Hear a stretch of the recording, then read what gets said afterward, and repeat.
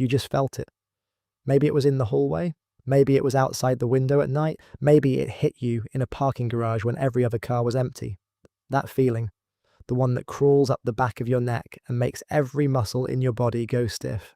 The one that tells you, with total, absolute certainty, that something is there, something unseen, something watching. And here is what no one tells you. It was right.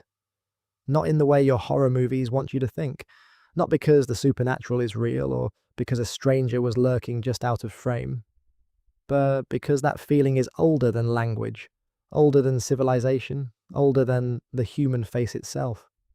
And the reason it exists, the actual scientific evolutionary reason, is far stranger than any ghost story you have ever been told. Your brain has a system running inside it right now that you did not build and cannot turn off. Scientists call it the threat detection network. Neuroscientist Arne Öhman spent decades at the Karolinska Institute studying this system, and what he found rewrote everything we thought we understood about fear. The network operates below conscious awareness. It processes incoming sensory data before your thinking brain has even registered that anything happened. It is fast, it is automatic, and it was not designed for the world you live in. It was designed for a world that was trying to kill you. Go back 2 million years. Your ancestor is moving through open savanna. The grass is tall, the light is low. Somewhere ahead, and this is what matters, somewhere ahead, something could be hiding. A leopard, a rival, a predator, whose patience is longer than yours. Your ancestor does not get a warning. There is no alarm. There is only that feeling. The neck tightens, the pupils dilate, the breathing shallows and slows. Every sense sharpens to a single point. And before a single conscious thought forms, the body is already preparing, already scanning, already convinced, with no evidence at all, that something is there. This is not paranoia. This is engineering. Evolutionary biologist Mark Schaller at the University of British Columbia calls this the behavioral immune system, a set of automatic responses that evolved not to react to threats, but to anticipate them. The organism that waited for proof was already dead.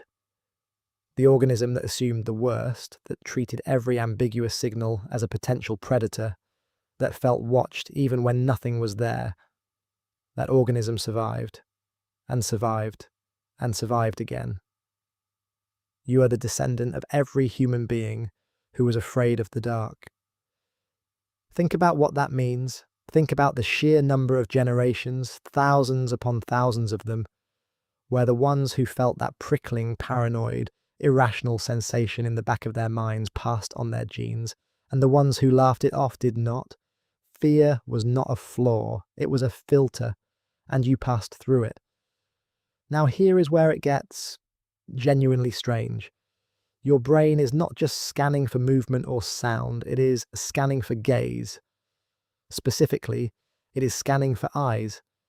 In 2013, researchers at the University of Sydney published a study showing that the human brain has dedicated neural pathways for detecting when another organism is looking directly at you. These pathways operate independently of your visual cortex. They do not require you to consciously see anything.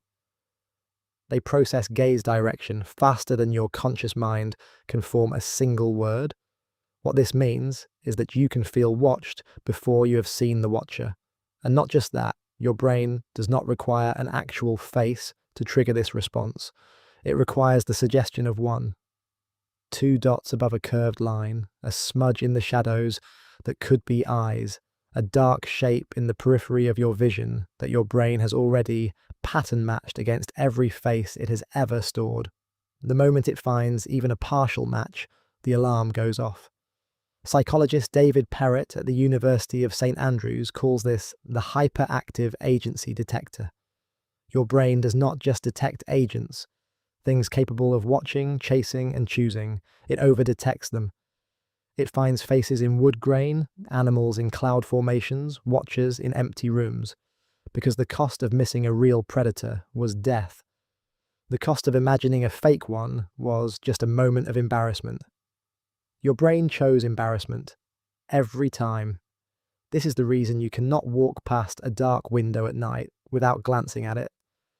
This is the reason your eyes go to doorways and corners first when you enter an unfamiliar room. This is the reason you feel uneasy in a space where you cannot see what is behind you. You are not being irrational. You are running ancient, highly calibrated surveillance software on a world it was never designed to process. And there is one more layer. When the feeling of being watched is strong enough, when the signal your threat network sends is clear and urgent enough, your brain does something remarkable. It fills in the blank. It constructs the watcher. This is called the sensed presence phenomenon, and it is one of the most documented and least understood experiences in all of human psychology. Climbers in extreme altitude, shipwreck survivors alone at sea, prisoners held in total isolation, polar explorers, cave divers at depth.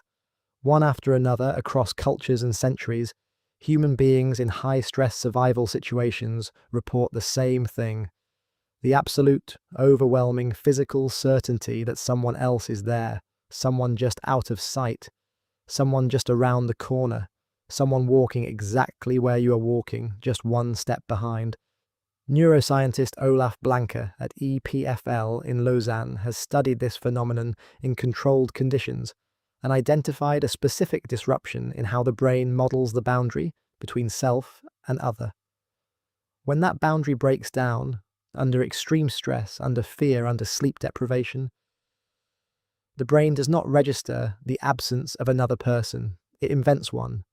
It creates a presence from nothing because the alternative, being completely, utterly alone in a dangerous place, was historically more dangerous than any ghost. Your brain would rather hallucinate a companion than accept that you are alone with the threat. Read that again, slowly. So when you feel it, that cold, specific certainty that something is behind you in an empty room, here is what is actually happening. Your threat network has fired. Your gaze detection system has flagged an ambiguous signal.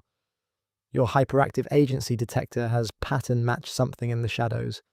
And your brain, in its 2 million-year-old wisdom, has decided that the safest thing to do is to make the threat feel real, feel present, feel immediate, so that you will take it seriously.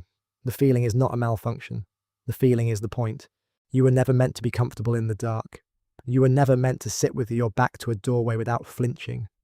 You were never meant to look out a black window at night and feel nothing. Every one of those instincts is a message from every ancestor who survived long enough to pass it to you. The feeling that something is watching you is not a glitch in human consciousness. It is a gift. And tonight, when the lights are off and the house goes quiet, and that familiar prickling starts again at the back of your neck, you will know exactly what it is.